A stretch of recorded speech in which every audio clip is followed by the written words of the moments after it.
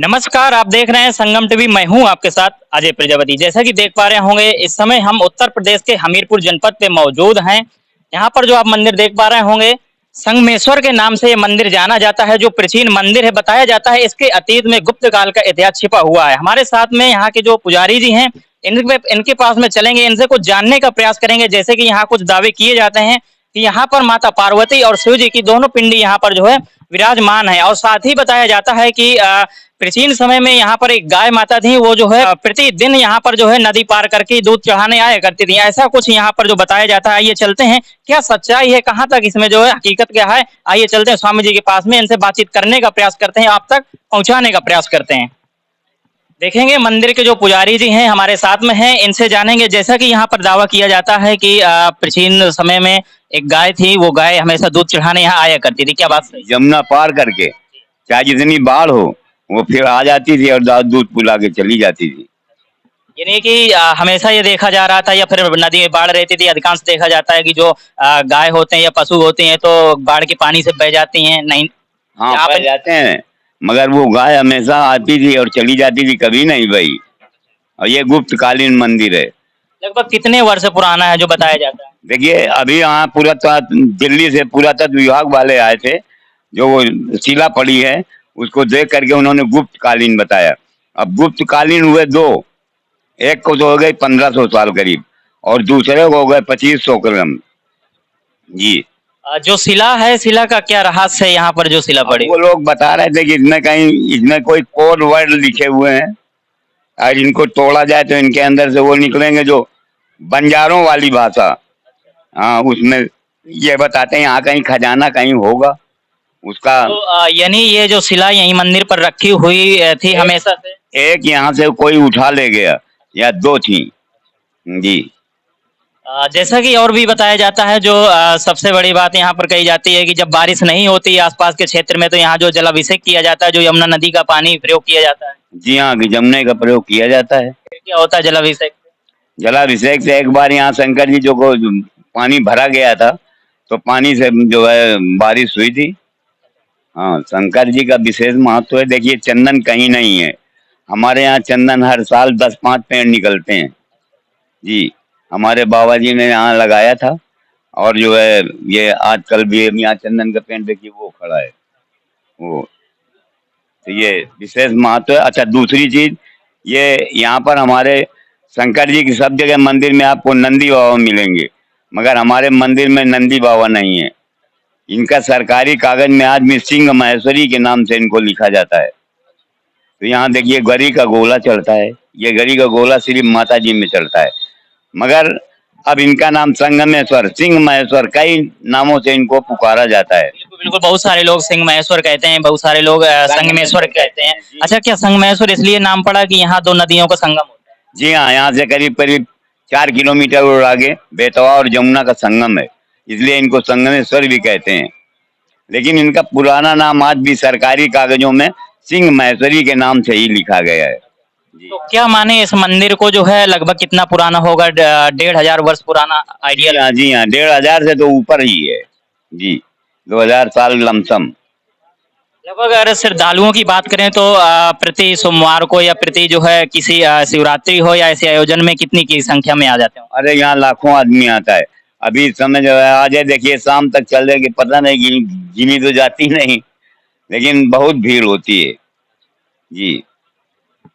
ये जो है आप कितने दिनों से यहाँ मंदिर पर जो संरक्षक के? साल 2003 से हम यहाँ हैं जी। और इसके पहले हमारे ये गुरु जी सामने बैठे हैं, ये थे।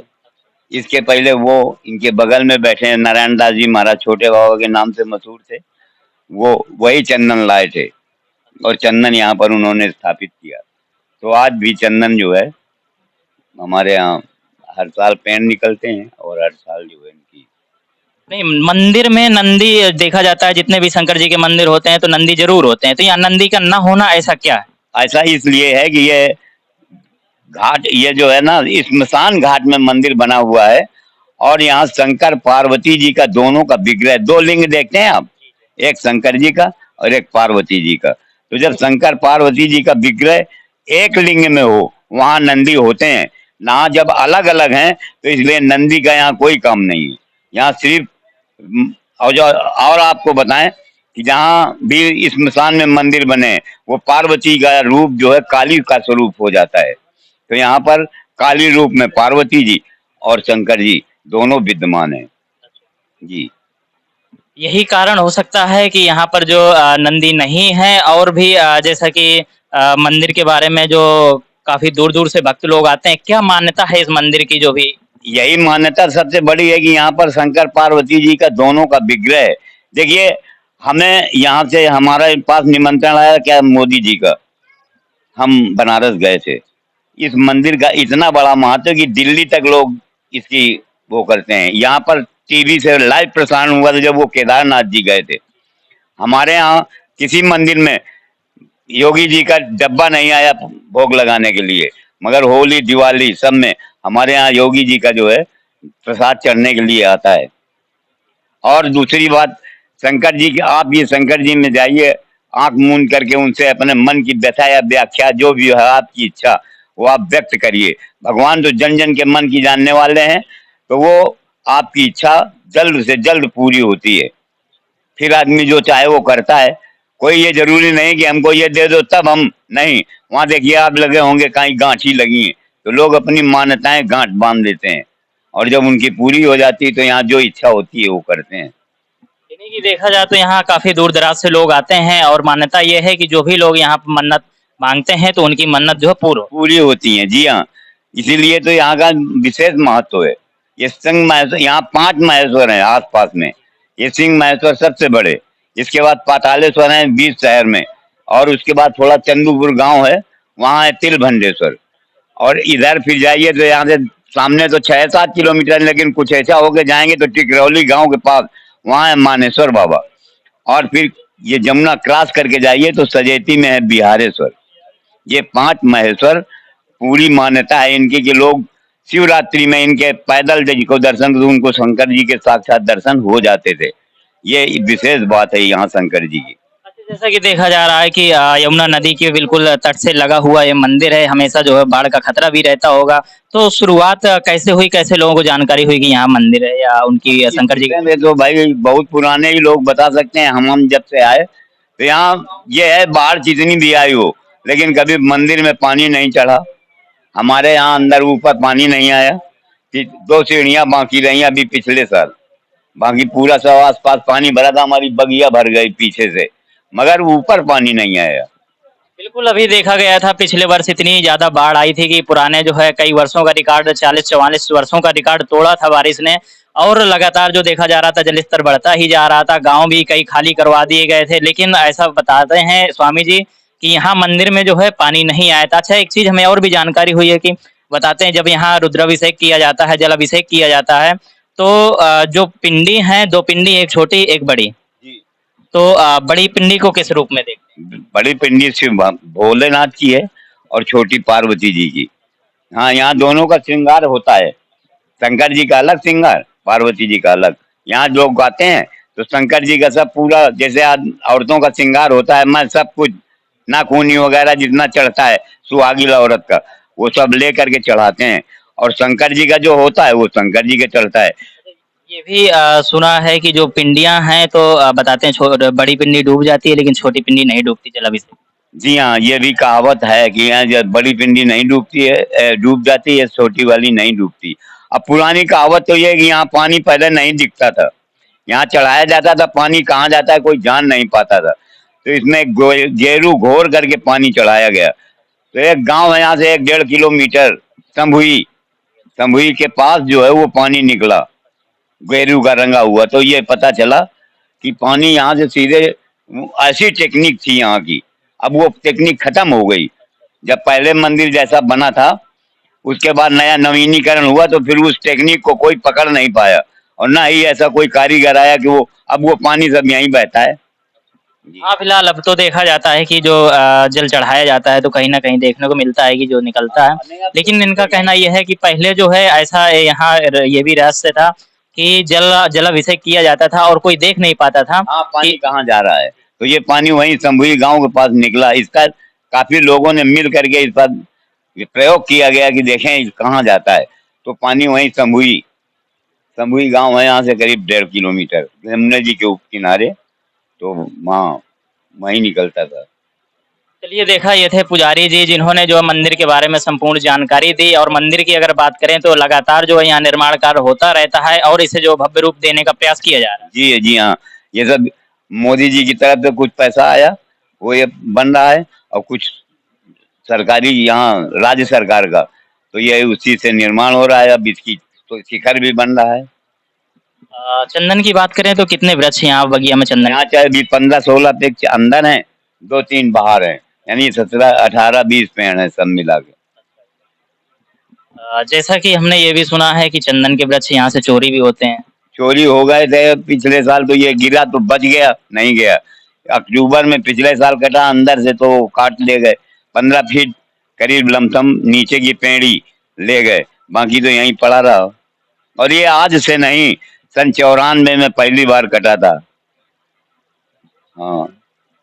चलिए, ये था पूरा मंदिर का जो है अतीत, जो गुप्त काल का बताया जाता है कि यहाँ जो है बहुत पुराने समय से ये मंदिर को देखा जा रहा है। फिलहाल जो भी पुजारी हैं आते जाते हैं, लेकिन वही जो जानकारी दोबारा से रिपीट की जाती है। और अ, और चलते हैं, जो यहाँ पर कुछ भक्त लोग हैं इनसे भी बातचीत करने का प्रयास करते हैं। जैसे ये देखेंगे भैया लोग हैं, इनसे बातचीत करेंगे। क्या नाम हुआ आपका? सत्यनारायण पांडे। कहाँ से हैं आप? ये हमारा पड़ता है जसपुरा ब्लॉक में एक रामपुर गांव, रामपुर गांव से आप? बांदा डिस्ट्रिक्ट। तो यहाँ पर आप हमेशा आते रहते हैं या फिर आज आए दर्शन? हमेशा आते हैं, जब भी हमीरपुर क्रॉस करेंगे तो दर्शन करने जरूर आएंगे, भोले बाबा के दर्शन जरूर करते। यानी कि काफी चर्चित, काफी विख्यात। और यहाँ कई बार हम रुद्राभिषेक भी करवा चुके हैं यहाँ, तो हमें तो बड़ी शांति मिलती है यहाँ आने पर। क्या मान्यता है यहाँ की, आप क्या मानते हैं? नहीं मानता क्या, भगवान जहाँ वो मानता, मगर हमारी श्रद्धा है तो हम यहाँ आते हैं, और मानता जो भी हमारी भगवान पूरी करते हैं बस। बिल्कुल, देखा ये थे भक्त लोग जो इन्होंने बताया कि बांदा जनपद से यहाँ हमीरपुर जनपद में आए हुए हैं। और आज सोमवार का दिन था, इसलिए इन्होंने जो है यहाँ आकर के बाबा के दर्शन किए हैं। हमारे साथ में अब जो है स्वामी जी हैं, थोड़ा इनसे भी बातचीत करेंगे। स्वामी जी, आप भी यहाँ पुजारी के रूप में? जी हाँ, हम यहाँ सेवादार हैं, भोलेनाथ के मंदिर की सेवा करते हैं। और यहाँ तो ये है कि यमुना जी से चढ़ाइए 1 लोटा जल और पाइए मनवांछित फल। हाँ, बिल्कुल, देखिए बहुत बढ़िया है, क्योंकि यमुना नदी के तट पर ही मंदिर है। लोग आते हैं, यहीं स्नान करते हैं, वहीं से 1 लोटा जल लेते हैं और भगवान भोलेनाथ का जल अभिषेक करते हैं। और भोलेनाथ और पार्वती जी की ऐसी कृपा है, भक्तों के हृदय से समर्पण भाव से भक्त जो आता है उसकी मनोकामना पूर्ण होती है। और यहाँ सबसे बड़ी बात यह है कि आप मंदिर के अंदर अर्धरात्र के समय कोई नहीं होता है, लेकिन फिर भी कभी कभी घंटों की आवाज सुनाई पड़ती है। ये प्रमाण है यहाँ का, क्योंकि यहाँ ये प्राकृत देवता हैं, यहाँ स्थापित नहीं है, इसीलिए इनकी मान्यता और भक्तों की मनोकामनाएं पूर्ण होती हैं, इसीलिए भक्त यहाँ आते हैं। जैसा कि आपने कहा कि मध्य रात्रि में यहाँ घंटे की ध्वनि सुनाई देती है, तो क्या ये कोई भी सुनना चाहे तो सुन सकता है? हाँ, कोई भी भक्त यदि यहाँ रुक के और यहाँ बैठे, कदाचित होता है, ये नहीं है कि रोज ही हो। हाँ, कदाचित जब भगवान शंकर प्रसन्न होते हैं या किसी भक्त को जो है आकर्षित करना होता है, उनको इसी रूप में दर्शन देना होता है, तो ये प्रक्रिया होती है। यहाँ बहुत लोगों को ऐसा हुआ है। यहाँ जैसे एक तक्षक नाग भी रहते हैं, घूमते रहते हैं, वो कदाचित अगर किसी को भी दर्शन हो जाता है उनका, हुए हैं, हमको भी हुए हैं, तो वो बड़ा अपने को सौभाग्यशाली समझे और उसका अवश्य विकास होता है। वो उसकी जो है मनोभावनाएं विकसित होती हैं और धर्म की ओर अग्रसित होता है। अगर मंदिर की पूजा आरती की बात करें तो कब कब यहाँ पूजा होती है, क्या समय रहता है आरती का? 8 बजे प्रारंभ सायंकाल होती है और सुबह 5 बजे। बिल्कुल, देखा जो लोग यहाँ जैसे आरती में भी सम्मिलित होना चाहते हैं तो वो लोग सुबह 5 बजे यहाँ बताते हैं आरती होती है तो सुबह शामिल हो सकते हैं। अगर रात्रि में यानी कि शाम में आरती में शामिल हो सकते हैं तो रात्रि 8 बजे से यहाँ आरती प्रारंभ होती है, लगभग 1 डेढ़ घंटे की रहती है। हाँ, आरती होती है, आरती की भी होती है, यहाँ भी भगवान भोलेनाथ जी का चलता है और बाकायदे ढोल नगाड़ों से बढ़िया आरती होती है। बिल्कुल देखा, ये थे स्वामी जी जिन्होंने जो संपूर्ण जानकारी दी कि यहाँ पर जो है अगर भक्तों की बात करें तो हजारों नहीं लाखों की संख्या में यहाँ भक्त लोग हमेशा आते रहते हैं और लगातार यहाँ पर जो है आके मत्था टेकते हैं और जो अपनी मन की मुराद रहती है उसे जो है भगवान शिव शंकर से कहते हैं, मनोकामना जो उनकी होती है भगवान पूरी करते हैं। और मैं चाहूँगा यहाँ पर जो भी भक्त आना चाहते हैं तो आ सकते हैं। जैसे कि हम बताते हैं कि हमीरपुर से लगभग 4 किलोमीटर की रेंज में ये मेरापुर गांव के पास में यमुना नदी के किनारे ये मंदिर स्थित है। देखेंगे ये मंदिर है जो संग महेश्वरी के नाम से जाना जाता है। कई लोग सिंह महेश्वरी कहते हैं, कई लोग संगमेश्वर कहते हैं और आपको मैं दिखाऊंगा। देखेंगे ये मंदिर है और ये बिल्कुल यमुना नदी के तट पर स्थित है। देखिए पूरा नजारा मैं आपको दिखा रहा हूँ, ये देख पा रहे होंगे आप, यमुना नदी है और ये यमुना नदी के तट पर पूरा लगा हुआ ये मंदिर है। देखेंगे और यहाँ पर चलेंगे जो दर्शन कर रहे हैं भोले भक्त, बम बम भोले, ओम नमः शिवाय।